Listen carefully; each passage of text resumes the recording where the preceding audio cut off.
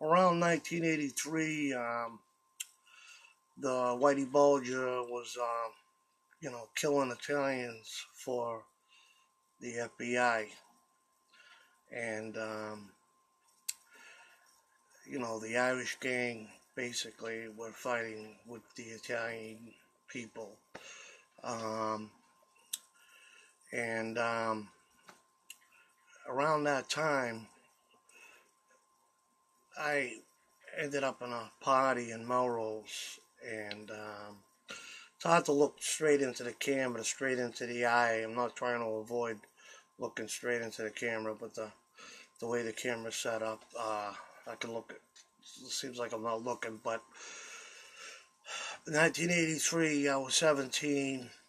I went into the service, on my birthday, and I went to Georgia, and I passed boot camp, and I didn't have an adult record. I had a couple of disorderly charges that were dismissed. I, was drinking with a couple of friends, and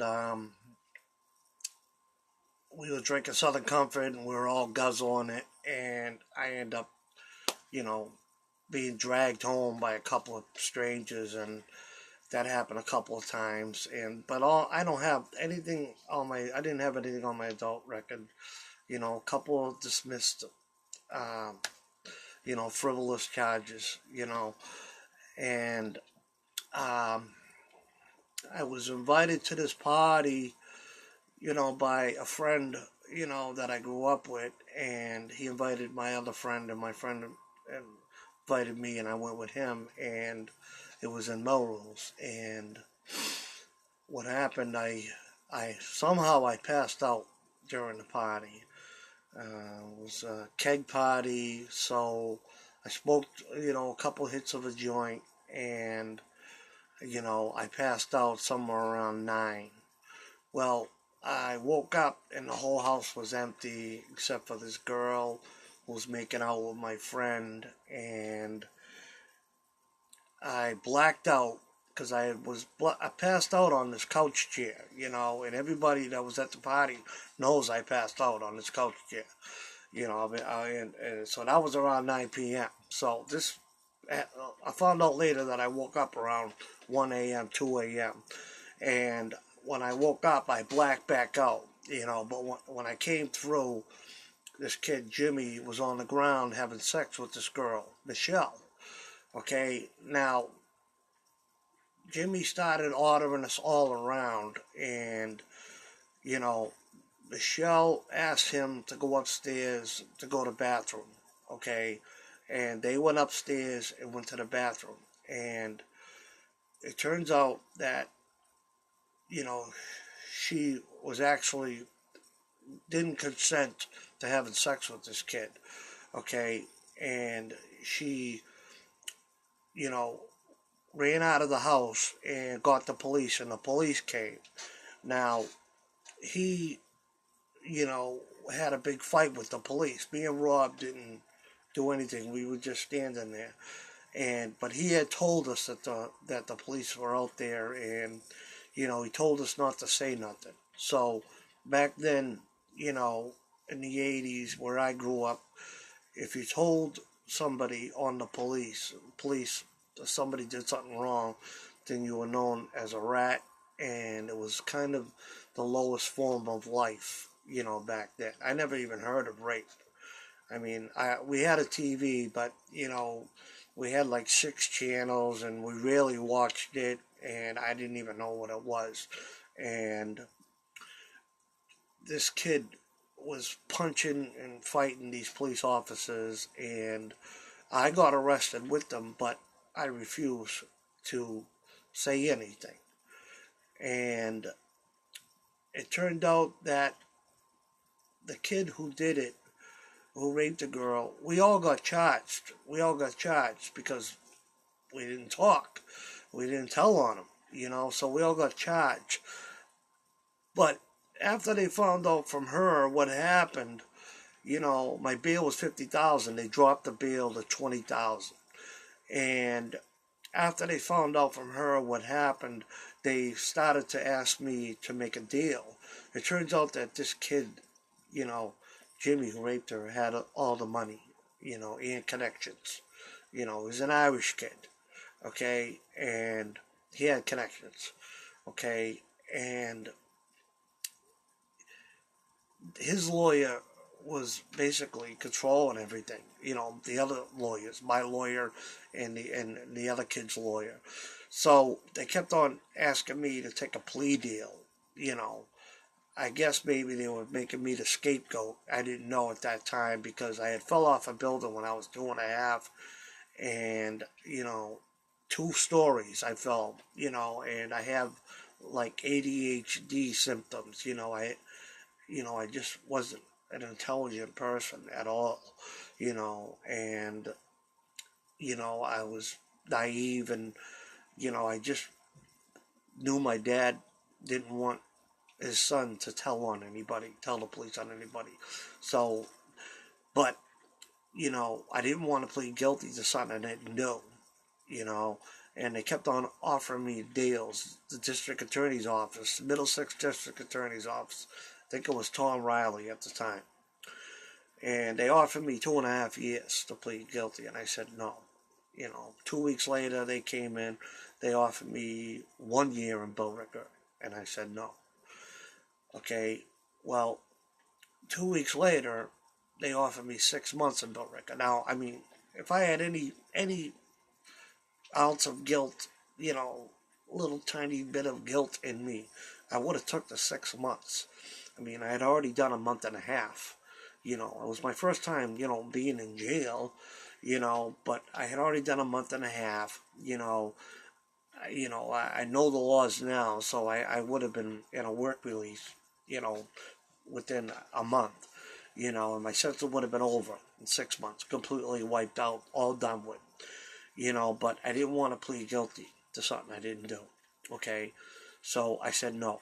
Okay, now the next time I went in there, okay, my dad told me, Steve, every time I come into court, I got to give the attorney $1,000. I don't have it.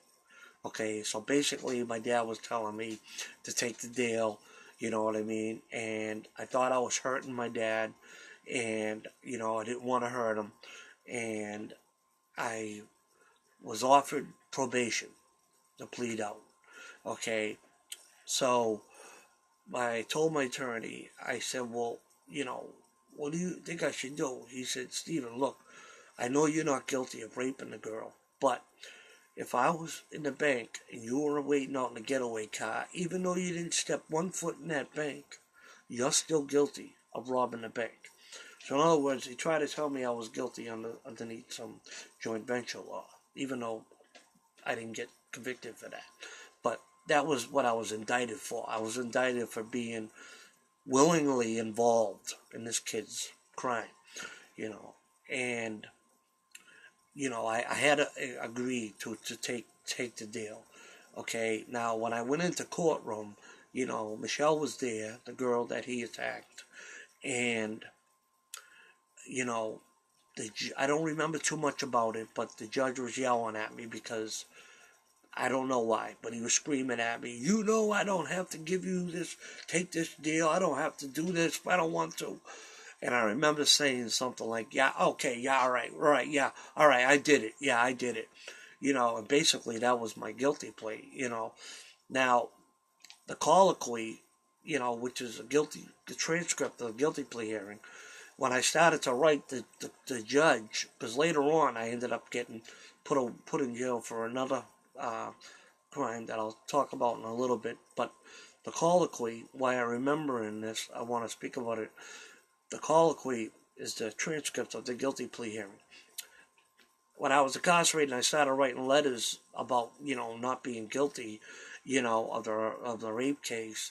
The district attorney's office destroyed the colloquy because it would get me a new trial, because you can't be coerced into pleading guilty. You can't be. That's what they did to me. They coerced me, with money, using money, and just kept on offering me deals, trying to tell me I'm guilty somehow, and just wearing me down, and I was a young kid, I was stupid kid, but I was not violent whatsoever. Everybody in my city knew me, nobody could ever say a bad thing about me. I dated, tons of girls, and, I've been asked to stop, by many, a couple of them. I wasn't like that, really. A couple of them, and, I stopped, one girl I dated for 3 years, and, I tried, all the time. She told me to stop all the time, and I stopped. Another girl, when I was younger, 14, 15, she came up my house, and, she was drunk, and we were fooling around, and she said no, and I said okay, so it wasn't a lot of times, but, I wasn't really into sex anyways, I was used to hanging around with my friends and drinking and just playing football and playing handball, just whatever, not handball, but stickball and stuff like that, just hanging around. So I tried, get this colloquy, and once they knew I was coming after them, the Middlesex District Attorney, destroyed it, because they helped the rapist.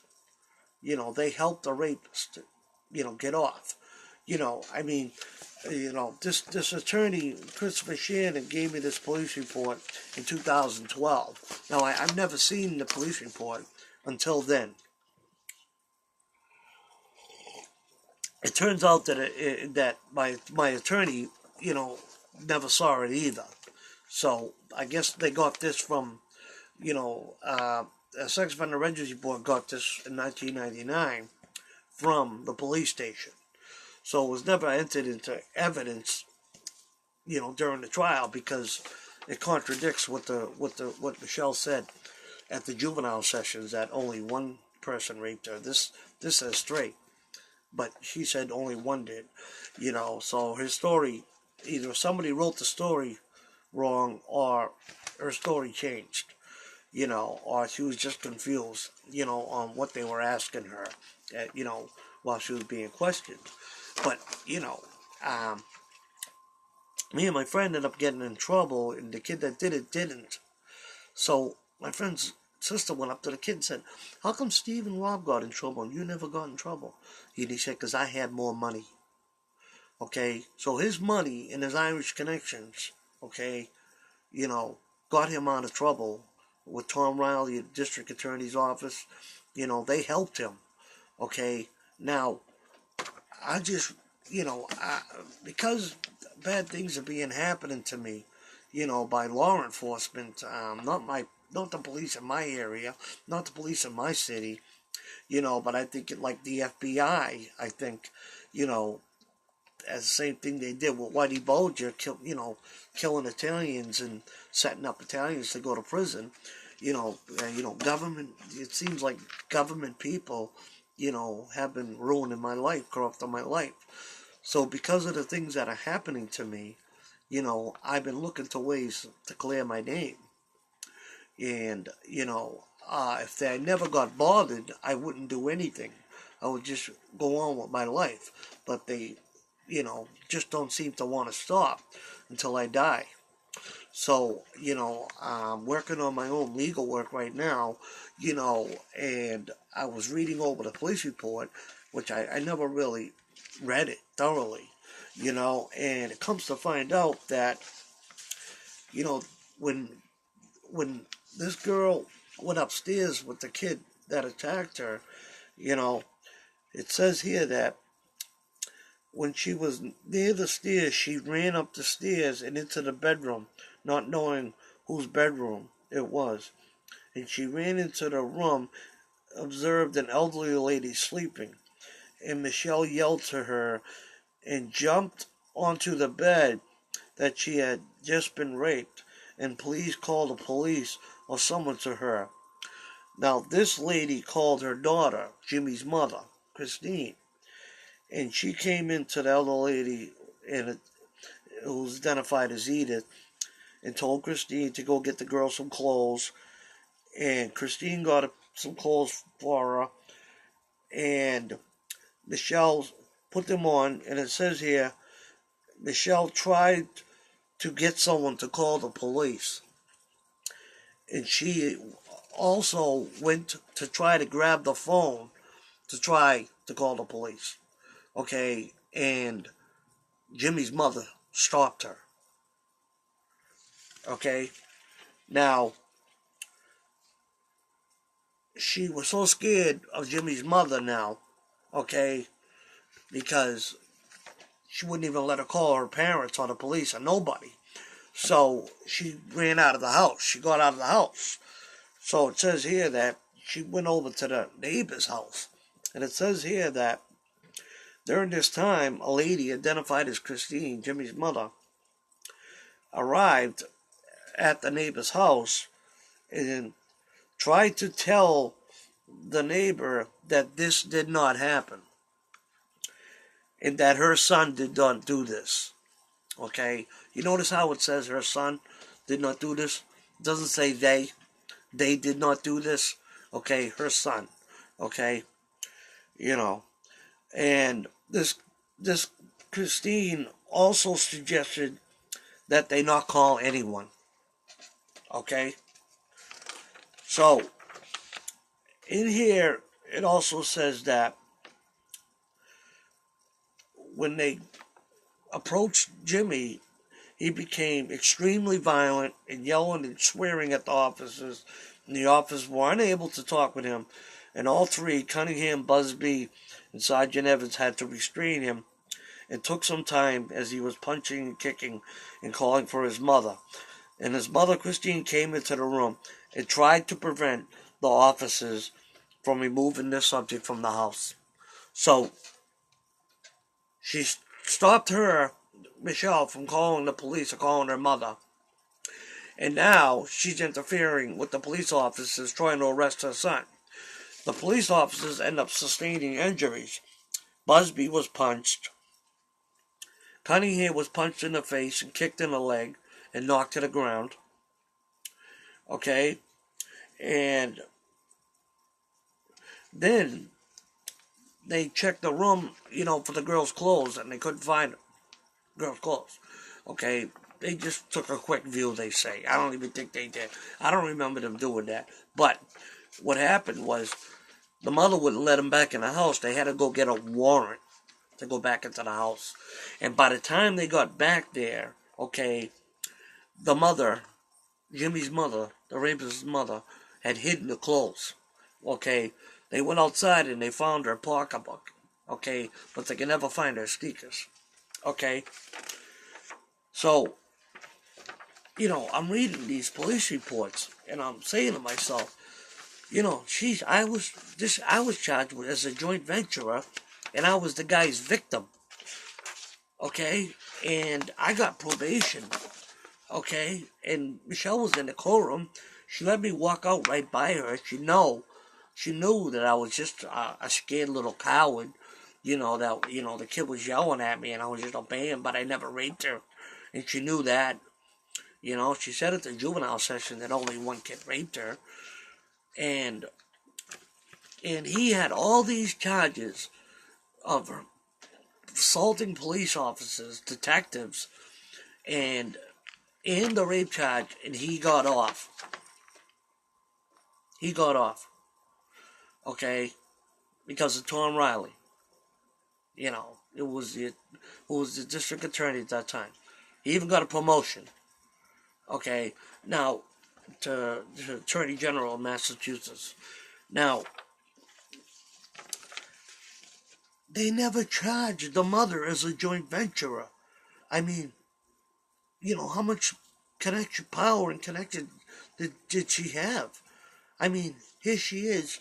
She assaulted basically a girl that's naked and screaming and crying, for help. And she assaults her by putting her hands on her to prevent her from using the phone.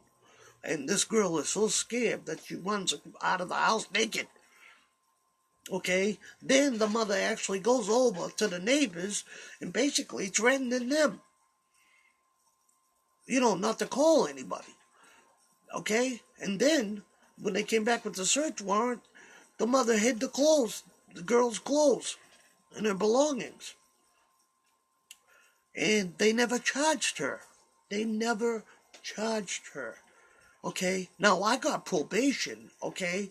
And then, because of some kid, I just feel like I was set up, because now these police officers, Evans, Busby, and Melrose police officers, Busby, Evans, and Stanton, um, are, you know, they helped this woman. They helped her son, and they helped the mother, the rapist's mother. They didn't arrest her. They didn't, charge her with aiding and abetting, a joint venture, and, so, for the past several years, my life has been crazy, and I'm wondering, who, it's 33 years ago, and things are happening to me today, and I'm like, what's going on? And then I read this morning, come to find out that these people, the Busby, Stanton, and Evans all helped the rapist and his mother. And then District Attorney, Middlesex District Attorney Tom Reilly, helped the rapist, get off, and pinned it on one of his victims. I mean, we were his victims. I was only at the house because I passed out. I didn't even like the kid. I didn't even know, I knew him. I met him a couple of times because he moved to Everett for a short time, a couple houses up from my friend. But I never liked him because he was aggressive and violent in my eyes, And me and my friend Rob were just goofy Beavis and Butthead type of kids, I mean, I made a couple more videos. They're on YouTube, under my name, Stephen D. Auger Sr., Stephen Dominic Auger Sr. I made other videos explaining other things. But, it just seems like, because I know that Busby's still alive. Now, when I got into the police car, when I got arrested, Busby started hitting me, punching me in the balls, telling me, did you like it? Did you like it? And I'm crying my eyeballs out because I wasn't a tough guy. I wasn't violent. I wasn't an aggressive person, and he's punching me. And then, it turns out that he covered up for the rapist, and he covered up for the rapist's mother.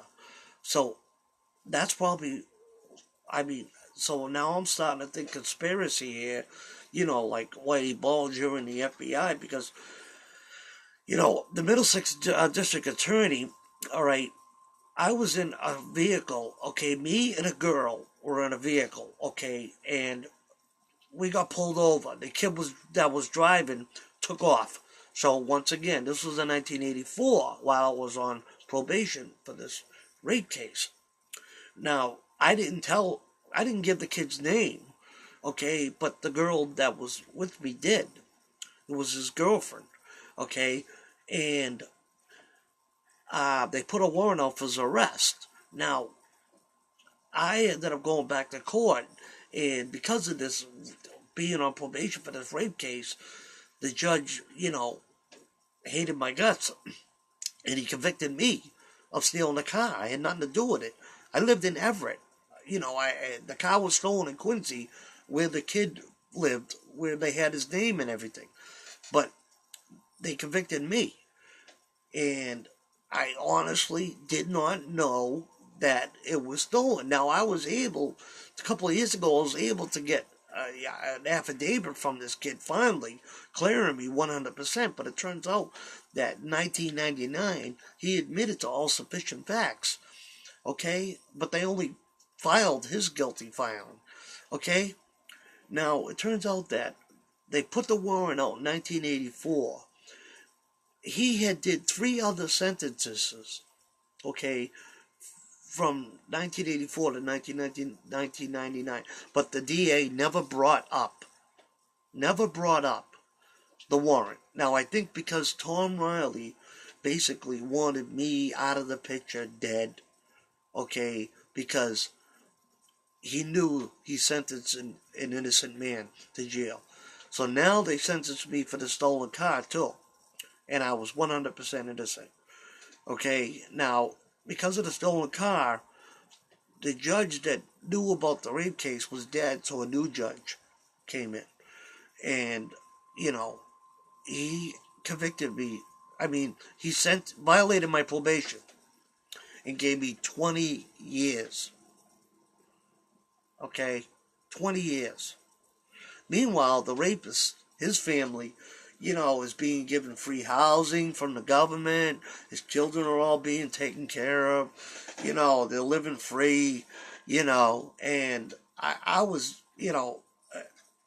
I was a 17-year-old kid, now I turned 18 in 83, so 1984. So when I was 19 when they put me away, I mean, I wasn't a gangbanger or anything like that. I was just a goofy kid, that watched Abbott and Costello and Superman and, just gangsters to me were like the Untouchables, James Cagney. I wasn't, we weren't violent, we were goofy. And I went, so, the time I did back then, it was different back then. So, from 1984 all the way up to 1988, I was incarcerated on a stolen car that had nothing to do with, and on this rape case that I was a victim of. Okay, so I got paroled in 1988, and they told me, my parole officer, stay good for 3 years, and then we'll terminate the rest of your sentence, because the sentence that they gave me was a reformatory sentence. Okay, the judge did not agree that I was involved with a gang rape. The judge did not agree with the indictment. The indictment said that we all raped her. The indictment said that we all were violent towards her. The indictment says that we all had intercourse with her. Okay, now, because they forced me into a plea bargain, the judge had to sentence me for something that had to do with rape, because that's just the way it was back then. He had to sentence me for something. So he changed the indictment, okay, and he just charged me with simple rape. I know it sounds ridiculous what is simple, when it comes to rape, but he charged me with the lesser offense of rape.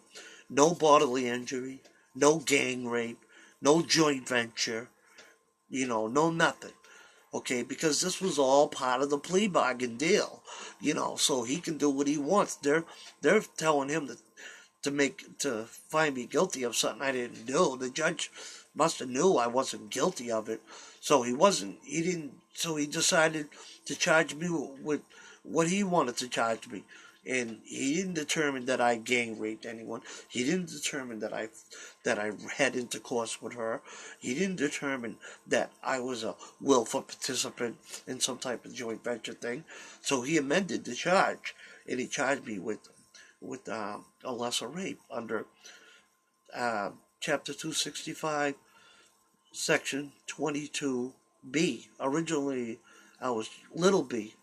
Originally, I was charged with Section 22 little a. That's what they indicted me under. Okay? So, the reformatory sentence was set up so that they give you the maximum time underneath the statute that you're convicted under. And then when parole determines that you're reformed and rehabilitated, they terminate the rest of the sentence. So it's called an indefinite sentence, And so they told me to be good for 3 years. and they would terminate the rest of my sentence. So the statute is under General Law, Chapter 127, Section 130, Big A, under the 1983 laws. Okay, now, I was on parole from 1988 until 1998. Okay, I went back for 2 months because my dad had died and I was living in his apartment, and the landlord said, I gave this apartment to your dad, not you. Could you please move? So I left abruptly, and I didn't report it because I was only staying with my brothers and I had not found a permanent place yet. So it was only a couple of weeks, but somehow, my parole officer got word that I was staying with my brothers, maybe from me, I don't know, but I end up, getting charged for, being whereabouts unknown. Okay, so I went back for a couple of months. Now, my dad had died around that time. Okay. Now, I got paroled again in 1992. So now I stayed good from 1992 to 1998. Now, what happened was the parole department messed up on their reports. They changed the statute that I was sentenced under. They never put the correct statute that I was sentenced under. On September 30th, 1983, I was sentenced under Chapter 265, Section 22, little b. But they used the indictment charge, the parole department. Okay, so they had me convicted for aggravated rape. They had me convicted for a joint venture rape. They had me convicted under Chapter 265, Section 22, little a. And somehow they changed the little a into a big A. Okay, and that became rape of a child. Okay, so now in 1998, I got a new parole officer, and she must have been going over my reports, and she thought that I had raped a child. So at that time,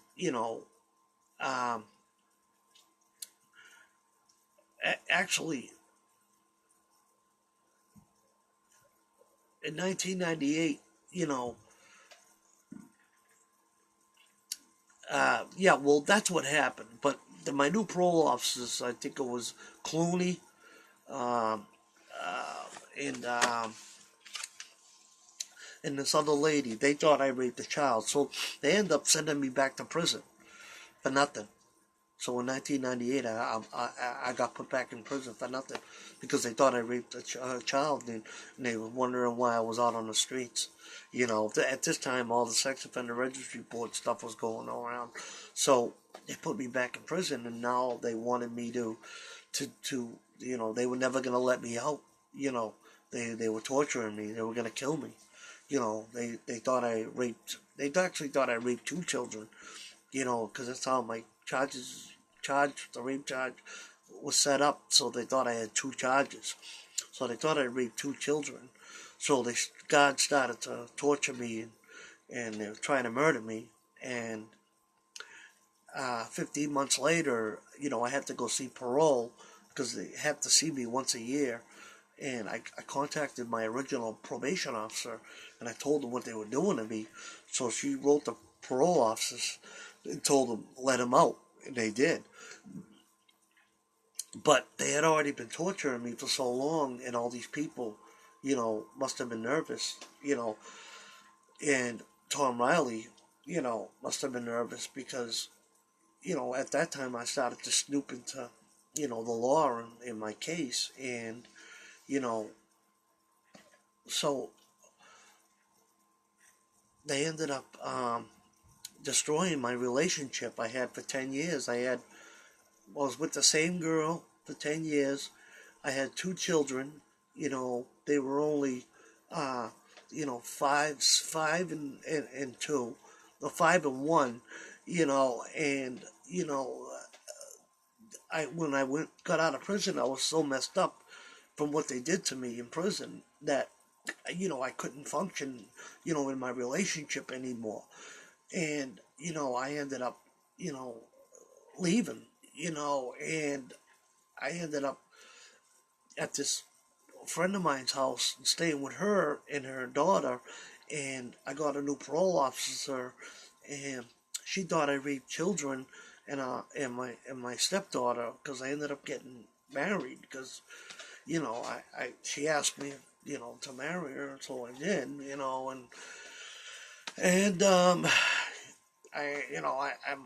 my new parole officer thought I was gonna rape my stepdaughter, I guess. So they got me back in prison again, but this time, they used dirty urine. Now, my sentence was supposed to be terminated, after 1 year.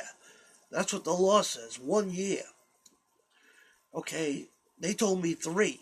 I mean, and I was on parole from 1988 to 1998, and they just ignored the law. They turned my indefinite sentence into a definite sentence. So I went from probation to 20 years, and then I was I was snooping into the parole laws, and I was snooping into everything, and they wanted me dead. Tom Reilly, Evans, Busby, Stanton. I mean, all these people covered up for this rapist and covered up for the rapist's mother, and I'm the only one that knows about it, And you saw what happened with Whitey Bulger. I mean, with the Italian people and Giulio's and all the other people doing life. I mean, you know, so, it must have been, this kid was Irish, this kid Jimmy, his name was Nolan, Jimmy Nolan.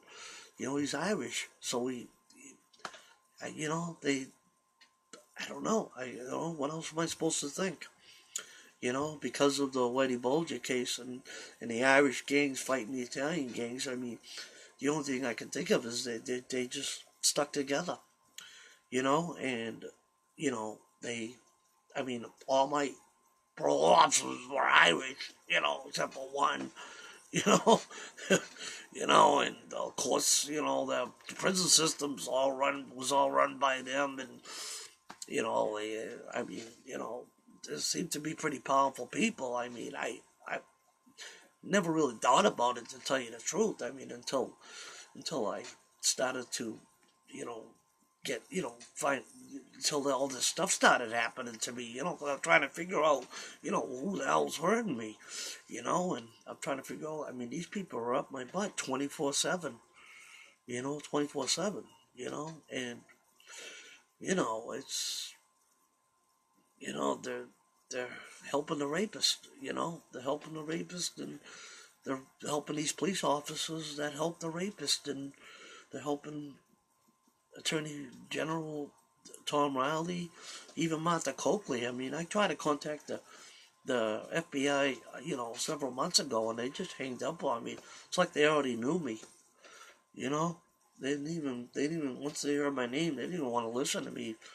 I called back up and tried to talk to them again, and they just hanged up on me again. I tried to tell them, listen, I've got evidence showing that the Middlesex District Attorney knew I was innocent, and they still put me away.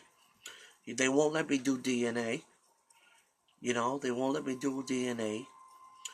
They use this, some attorney named Christopher Shannon, to try to, corrupt my case, and, and, make me look bad, because, put stuff in writing, so later on people will read it, and, it says that I was involved, I agreed I was involved, and all this stuff. This attorney, Christopher Shannon from Brighton, he just went along with them, and I didn't know he was doing stuff behind my back, but after I read it, I was, I couldn't believe it. So I'm like, why are all these people, targeting me? Why are they using government weapons, on me? How are they getting these government weapons to use on me? You know, how are they scaring all these people? I mean, my brother Richie, you know, was murdered because he knew about this case. Okay, my uncle Bobby, okay, you know, was murdered because he knew about this case. My uncle Paul died mysteriously. My auntie Patsy died mysteriously. It's like, you know, my ex-girlfriend's mother of my kids' grandfather died. I mean, father died mysteriously, and these people are all involved in this case. You know, the kid who gave me the letter clearing me died. You know, 3 months after he gave me the letter.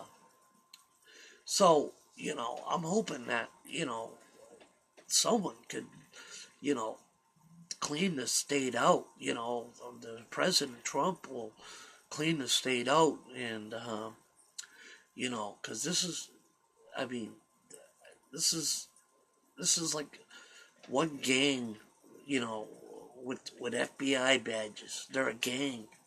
You know, they're criminals. You know, I'm not saying all of them are, but somebody who's running the show is, because I mean, I just got hanged up on. I mean, they didn't even know who I was. I mean, well, they knew who I was. I mean, you know, but I mean, I called up and, you know, trying to talk to them, and as soon as they knew my name, they just hanged up on me. I try to contact reporters, and they hang up on me as soon as I hear my name. You know, uh, you know, I have other videos that are made, but you know, I just wanted to, you know, to get this out, because you know, this Busby and Stanton and Evans, you know, never arrested. This is a police report. It says case number 830. The date is 4/2/83. The time recorded 3/12. Okay, and um, time of arrest 3:45. You know, this is it right here. I mean, you know,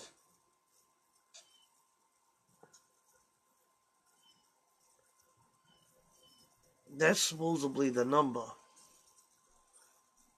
Okay, so you know, I'm not just making this up. I mean, this kid attacked the police officers, and his mother attacked the police officers, and his mother, all right, prevented the girl from calling the police, and nothing happened to them. Nothing. Okay? And he got off scot-free. He got off scot-free. Okay? And 33 years later, I have government people with government weapons, okay, destroyed my life. Okay? They destroyed my life. Destroyed my relationship. I had a 10-year relationship, you know, with a girl that I was going to spend the rest of my life with, okay, you know, and my son, my youngest son, never got to spend any time with his father because of these people. They ruined I mean, thank God there is a God, okay, you know, not Jesus, but God, the Lord God of Israel, okay. You know, I don't believe in, you know, idolatry or worshiping anybody else, you know, but God. Because God sustained me in prison while the guys were torturing me and trying to murder me. Okay? Only God did. Okay? You know, but thank God. I mean, you know, my children are healthy, you know, because of God, you know, but my poor kid, I mean, you know, when I got out in 2005, because they had nothing else on me, now the registry board took over and registered me unlawfully. Okay, they forced me to register. They told me if you don't register, you're not getting out of jail. But meanwhile, when I was out on parole from 1999 to 2001, they couldn't make me register because they would have had to took me to court, and they had no evidence. Okay, they had no evidence because they can't just make you register just because you got arrested 22 years ago for, a sex offense. They have to prove that you're currently a danger. And from 1985 to 2005, when they made me register, I have no record. All right, I have no convictions whatsoever on my record. I have some dismissed cases. I mean, I grew up poor. My mother died when I was 11. My brother, 15-year-old brother, died when I was 14. I had a bar in the house. I mean, I wasn't a derelict, but and I fell off a building when I was 2.5. I fell off 2 stories. So, I mean, but I have no convictions on my adult record whatsoever. But in 2005, to help these people out, to keep me under their surveillance so that they can hem me up and silence me, they made me register, you know. So now they're exploiting me, as a rapist, and, as a lie. It's all a lie. And I'm supposed to have every available defense, right? But they won't do DNA. They won't do it for me. Okay? They had this attorney named Christopher Shannon from Brighton, lying to me, saying he was going to do DNA. He had me and my children waiting for a year and a half, telling me he's doing DNA, waiting for the results, and then we were going to, go back to court and withdraw my guilty plea, and prove with the DNA that the police report is a lie. But he got bought, he got paid off or something, you know, and they paid him off, obviously. The government sent him more work or something, but they used him,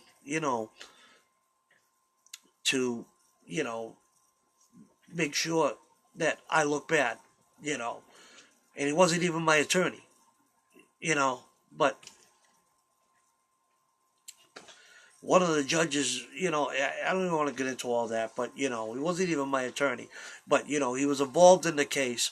He got involved in the case in 2012, and he used that door. He used that door because I involved him in my case.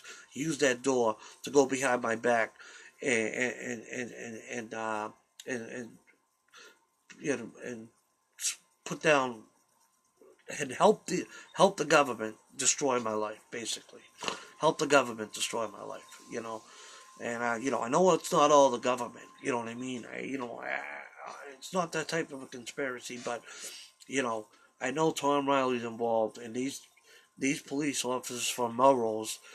I was always wondering why, when I was in Melrose visiting my children, that all of a sudden there'd be police cars all around me and stuff, and I'm like, they never did anything to me, but they'd be following me all around, so, I mean, but, these 3 police officers, the rapist got off, okay, never got charged even with kicking the police officers. The rapist's mother never got charged, so, and he's Irish. I mean, so what am I supposed to think? And Tom Reilly, Attorney General, got him off too. I mean, John Gotti didn't even have this kind of luck. I mean, come on.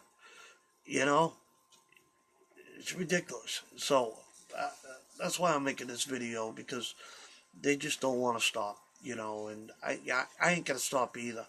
They destroyed my life, and, and I'm just going to fight until they kill me.